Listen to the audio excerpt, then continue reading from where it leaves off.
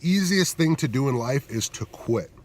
Whether that be in business, whether that be in relationships, whether that be in you just trying to complete a video game that is just has your number and you can't figure it out. So the easiest thing to do is to quit, to not keep trying because you feel like you're spinning your wheels. Same thing applies to a relationship. What happens when your relationship starts to suffer, when you begin to have problems, when things aren't going the way that you want? What is it the easiest thing to do? It's to quit. It's to break up. It's to get a divorce. You see it happen time and time again. Same thing applies to business.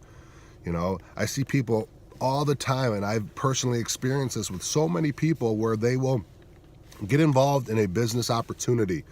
They'll come in, they will try for a couple weeks, and when things get a little bit tough or when they really need to start putting in the work or they're not getting the results after a couple weeks, they quit. They decide that maybe it's not for them, or maybe this doesn't work because they didn't give it enough time, right? They didn't respect the process and they didn't put in the work, right? The easiest thing to do always, no matter what area of your life it is to quit. Right? And a big thing that I've learned over the past, few years that's kind of been pounded into my brain in all different areas of my life is to respect the process and to do the things that you need to do to get to where you need to be. Whether that be doing the things that you need to do in your relationship to get your relationship to where it needs to be, doing things in business to get your financial situation to where it needs to be. Right? It doesn't matter what part of your life it is.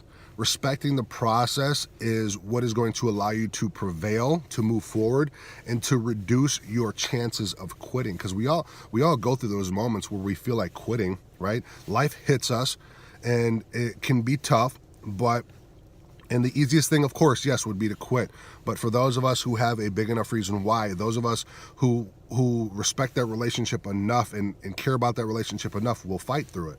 We'll do the work necessary to make that work so we don't quit. Those of us who really want to become, more financially secure, we'll do what it takes.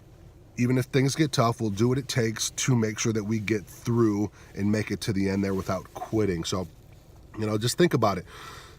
Really think, when it comes to, let's say, business. If it takes you, and this is something that, a mentor of mine told me, if it takes you 5 years to get to the point where you need to be, to get to the point financially where you need to be, to where you're sustainable in your online business, you're making the money you want to make, living the life that you want to live, would it be worth it if it took you 5 years? For me, it was absolutely yes, because what's the alternative, right? The alternative would be to spend the next 20 to 30 years at a job that I dislike, doing things that I dislike, making money that I dislike. You see what I'm saying? Same thing applies to a relationship. Like if you really, respect your relationship and you want it to work, would you spend the next 5 years doing what it takes to get your relationship to the point where it needs to be, to where you're working on yourself, you're working on your communication, you're working on building each other up, you're working on building yourself up for that relationship? Would it be worth it at the end of that 5 years if you had an amazing relationship? Right? And it probably would. Most people would say yes, because it would reduce the numbers of divorces, the breakups, the heartbreaks, all of that. Right?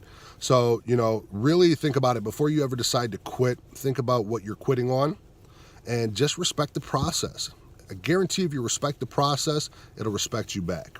Love and appreciate you all.